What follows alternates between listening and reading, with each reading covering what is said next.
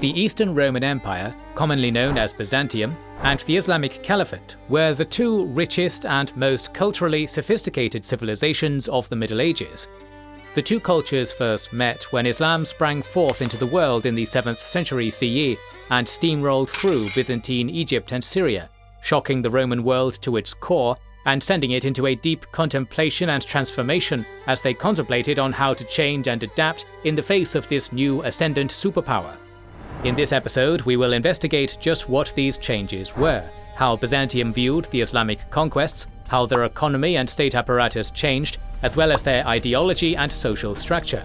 Welcome to our video on the Byzantine perspective on the Islamic conquests, and how Roman society adapted to the coming of Dar al-Islam.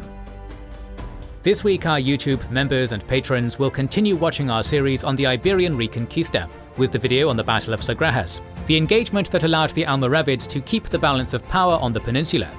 The support of our YouTube members and patrons allows us to continue releasing these free videos without worrying about the unstable YouTube ad revenue and lets us be much more choosy in terms of our sponsors. You can join their ranks via the links in the description to get access to 2 weekly exclusive videos, with more than 150 right now, including the series on the Pacific War, Fall of Sparta, First and Second Punic Wars, Russian Revolutions and the Civil War, Italian Reunification Wars, the Albigensian Crusade, History of Prussia, Biography of Sulla, Reconquista, World War II North African Campaign, the Persian Wars, and much more. Thanks for your kind support.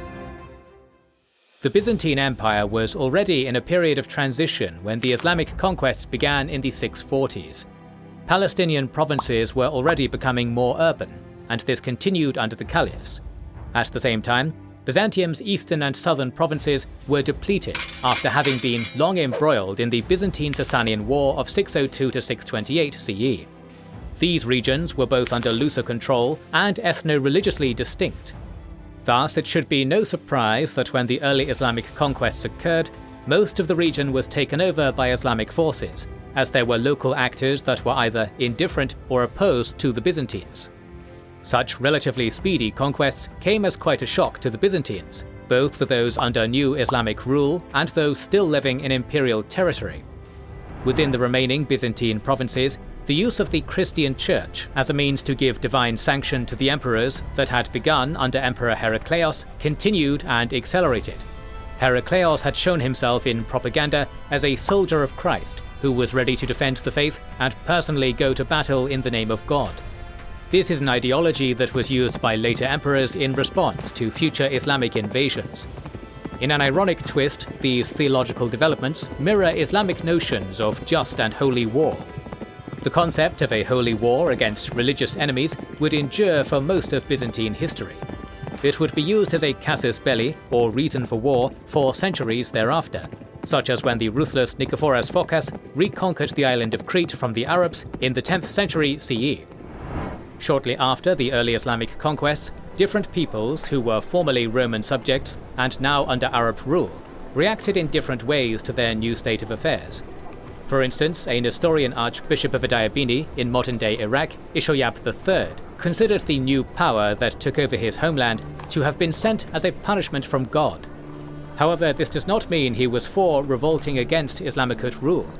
In fact, his stance was similar to that of the Patriarch of the Assyrian Church, a pragmatist who advocated working with the new Muslim rulers to both survive and thrive.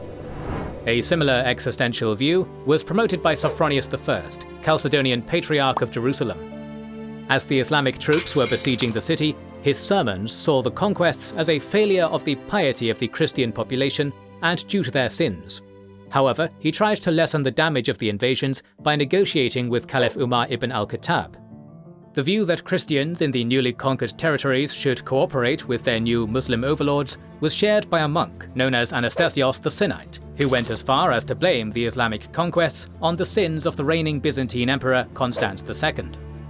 Others, like the indigenous Coptic Christians of Egypt, saw an opportunity to live in a more lax environment, for Byzantium was rather harsh to other Christian sects like the Syriacs, Armenians, Assyrians, and Copts. However, despite their adversarial relation to the Byzantine Church, that did not mean these Eastern churches were thrilled about living under Islamic rule. several Syriac Christians penned apocalyptic literature that revolved around the end of the world or the downfall of the Caliphate. Such texts include the Gospel of the 12 Apostles, a text which prophesied a future in which the Sasanian Empire, conquered by the Muslims, would rise again and create a rift in the Islamic world, leaving an opportunity for a new Christian emperor to establish a Christian kingdom that liberates the newly conquered Christians in Syria and Egypt. An author claiming to be the 4th century church father Methodius of Olympus also wrote an apocalypse which hoped for the restoration of Christian rule over the Holy Land. All this literature suggests that different creeds had different reactions to the coming of Islam. These range from shock to anger to pragmatism, 3 rational reactions to the system shock that the Islamic conquests would have been to those living in the Byzantine Empire at the time of their occurrence. It should be mentioned, however, that thus far, we have only talked about how various Christian sects reacted to the Islamic conquests.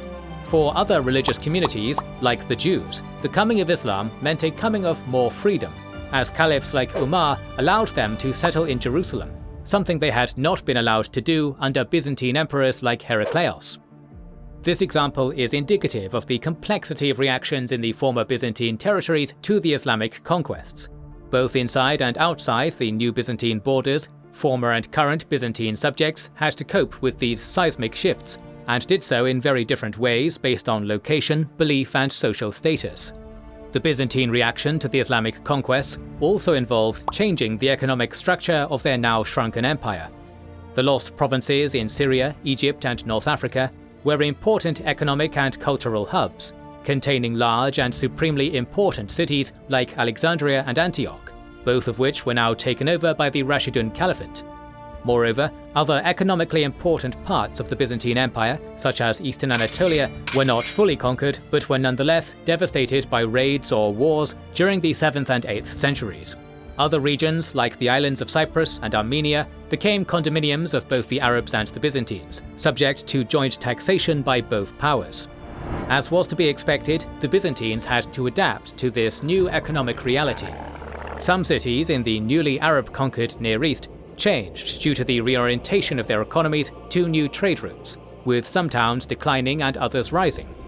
This was a slow process that occurred throughout the 7th century CE, as Christian, Jewish, and now new Islamic settlements were formed throughout regions like Palestine. Social and economic elites in the regions now under the control of the Islamic Caliphate were thus subject to new social hierarchies, with Muslim officials at the top and with taxes going to new capitals like Baghdad.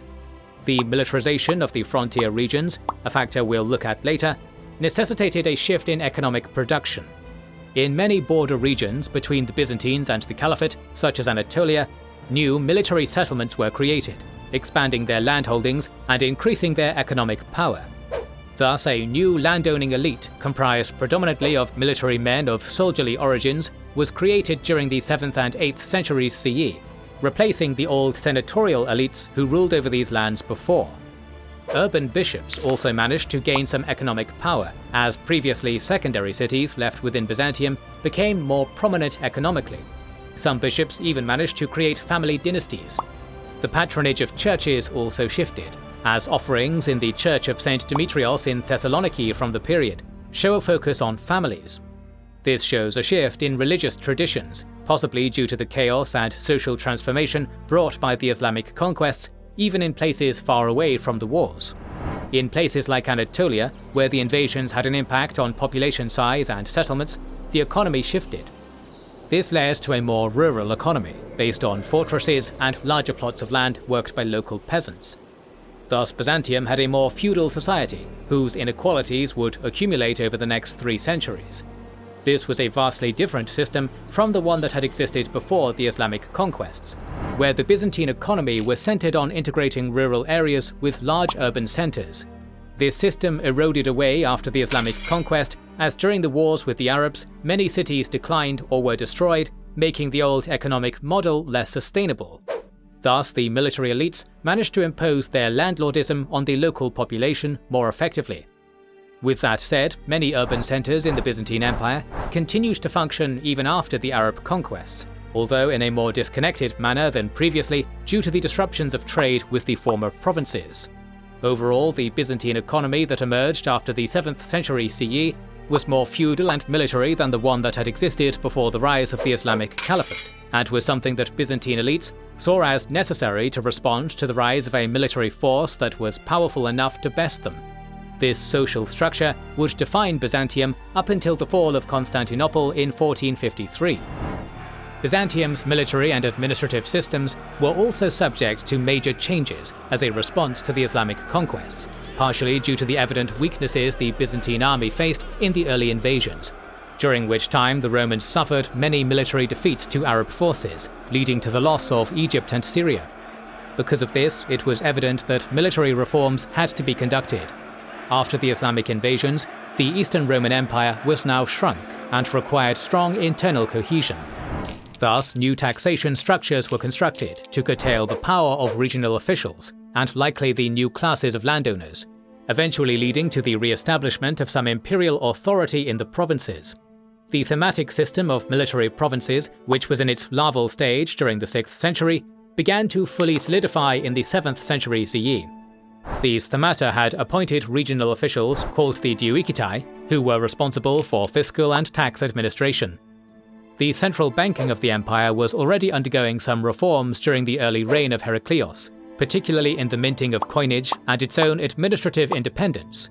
These processes continued throughout the 7th and 8th centuries CE, as the coffers of the state had to cope with the pressure of Rashidun and Umayyad raids. The 5th to 7th centuries were volatile for Eastern Rome even before the Islamic conquests, as wars with Persia and frontier states like Armenia led to increasing border militarization. However, the various military structures that emerged in these frontier regions continued to increase in number and financial investment in the 7th century. These frontier guards began to include local militias as well, and professional soldiers of various ethnicities. Eventually, this led to the formation of the Akratai border troops in the 9th century CE, who became famous in Byzantine folklore. Of these Akratai, the most famous is Digenis Akrates, a half-Saracen, half-Greek soldier who achieved many victories on the Byzantine border and bested even death in some folk songs. This folk tradition indicates how these military changes culminated in the 9th century CE and were then received by parts of the local Christian population. These new administrative structures were paid in cash, and thus embedded themselves in the local economy. This new status quo had impacts on the legal system, namely in its decline. Byzantium was known for its legal tradition, particularly in the aftermath of the creation of the Codex Justinianus by Emperor Justinian. The 7th and 8th centuries CE saw a decline in both legal structures and personnel. Far fewer legal notables and courts existed due to the loss of legal schools in the East. The number of legal scholars, a respected position during the late antique period, dwindled after the early Islamic conquests, impacting the quality of juridical dispensation throughout the empire. Other law-adjacent positions, like the notaries and barristers formerly famous in Eastern Rome, also became rarer. Many of these learned lawyers had been based in the eastern provinces, and their skills were now deprived to the Byzantines, as they were instead forced to deal with new taxation and administrative regimes under Islamic rule.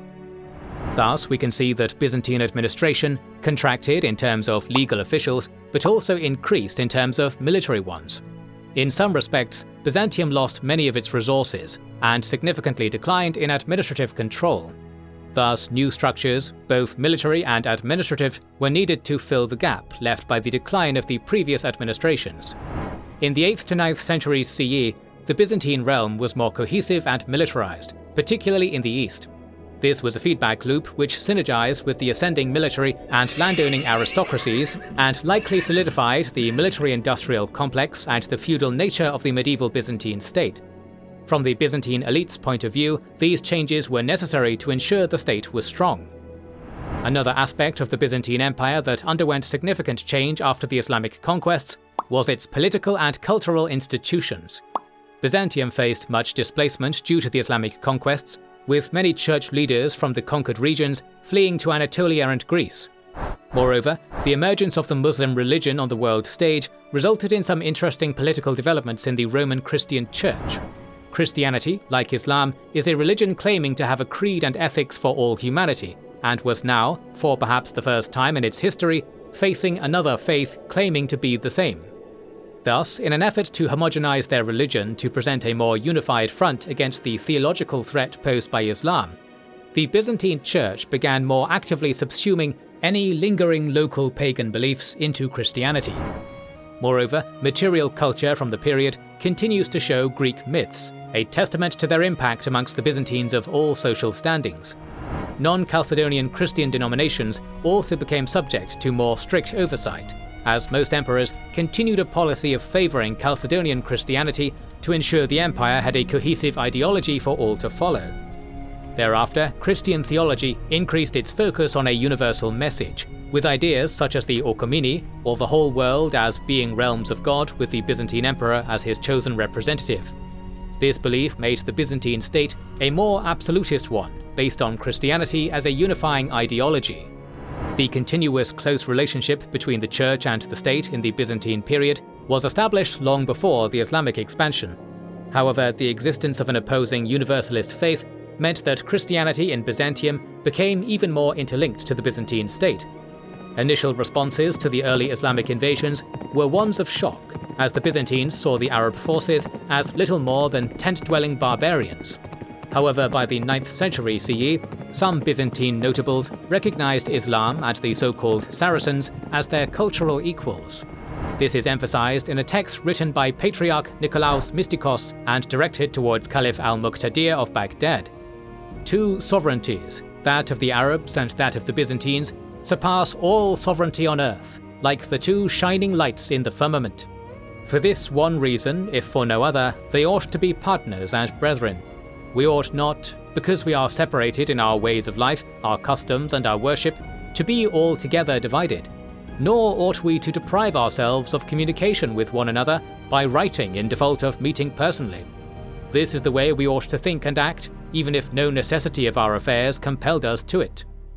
These words do not represent the whole of the Christian population of the Byzantine Empire, or even many of the elites. However, it illustrates a major shift in the Byzantine perception of the Muslim other, which occurred in the centuries after the initial Islamic conquests. Politically, the Byzantines had managed to fortify themselves ideologically and politically in response to the rise of the Islamic caliphs. They also had come to realize that this new power, partially inspired by the same Greco-Roman past and entangled by the same trade routes as them, was not going to go anywhere else. Thus, a mutual respect rose among some circles in Byzantium, utilized in diplomacy and correspondence between notables of both great civilizations. The Byzantines saw the lightning bolt rise of the Rashidun and the Umayyad caliphs as a shocking development, unthinkable in their imperial worldview. This led many to the responses we mentioned above, from theological coping mechanisms to political responses to militarization. To Byzantium, the threat seemed existential, and many core territories important for its economy were lost forever. Thus, the Byzantines adapted. They became more centralized and militaristic, with many of their civic institutions going into decline. However, their initial shock ended up subsiding as they came to see the permanence of the new status quo. While dreams of a Christian revival continued for centuries, the two great civilizations came to see each other as equals. The Eastern Romans ended up accepting their Muslim neighbors as diplomatic, economic, and sometimes even cultural partners. Much like the border guard to Genus Acritas, the two great civilizations became blended into each other. While the Byzantines continued to fight as Akritae against new Islamic caliphates for centuries onward, they were forever changed and influenced by them. Like their half-Arab folk hero, the Byzantines were forever tied to the east they had lost, and were changed by it. And the ones whom they once saw as barbarians became their equals, whether as rivals or as friends. More videos on the history of the Eastern Roman Empire are on the way. To make sure you don't miss them, please consider subscribing, liking, commenting and sharing, it helps immensely.